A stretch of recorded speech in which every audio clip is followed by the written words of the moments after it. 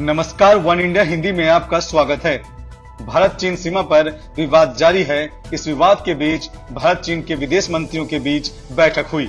तनाव को लेकर विदेश मंत्री एस जयशंकर और उनके चीनी समकक्ष वांग यी ने मॉस्को में गुरुवार को बातचीत की।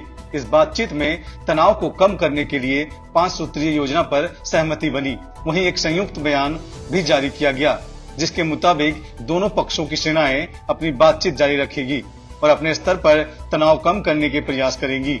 लेकिन यह बयान विपक्ष को रास नहीं आया और कई सवाल उठाए। AIMIM के अध्यक्ष असदुद्दीन ओवैसी ने इस मुद्दे पर तुरंत ट्वीट कर हमला किया। ओवैसी ने शुक्रवार को अपने ट्वीट में लिखा कि हमने विदेश मंत्रियों के संयुक्त बयान को देखा है। विदेश मंत्री एस जयशंकर ने चीन से लद्दाख में LAC पर अप्रैल से पहले वाली स्थिति में आने के बारे में क्यों नहीं कहा? या फिर क्या विदेश मंत्री भी अपने बॉस PMO इंडिया से सहमत है कि कोई चीनी सैनिक हमारे क्षेत्र में आया ही नहीं?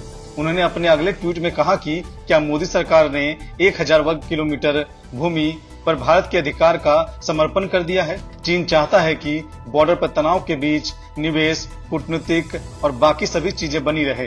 भारत को इस पर सहमत नहीं होना चाहिए। सूत्रों की माने तो ओवैसी ने इस बयान के जरिए सीधे PM मोदी पर निशाना साधने की कोशिश की है। चीनी अतिक्रमण के मुद्दे पर हुई पहली सर्वदलीय ऑनलाइन बैठक में PM मोदी ने कहा था कि हमारी सीमा में न कोई घुसा है, न ही कोई अतिक्रमण हुआ है। उनके इस बयान पर देश में नाराजगी देखी गई थी। इससे पहले असदुद्दीन ओवैसी ने ट्वीट करते हुए कहा कि मॉस्को में द्विपक्षीय वार्ता में चीनी रक्षा मंत्री ने जो बयान दिया, उसके बाद भी देशों की तरफ से 8 घंटे बाद भी किसी तरह की कोई प्रतिक्रिया सामने नहीं आई है।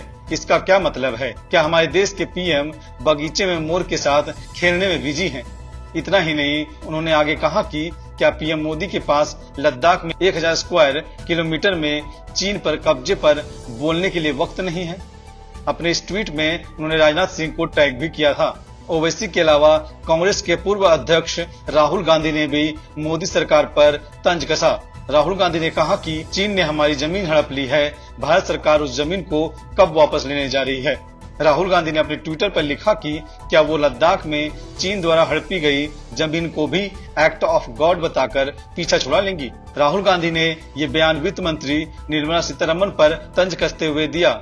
निर्मला ने पिछले दिनों कहा कि कोरोना महामारी एक दैवीय आपदा है, जिसे देश दुनिया की अर्थव्यवस्था को पीछे धकेल दिया है।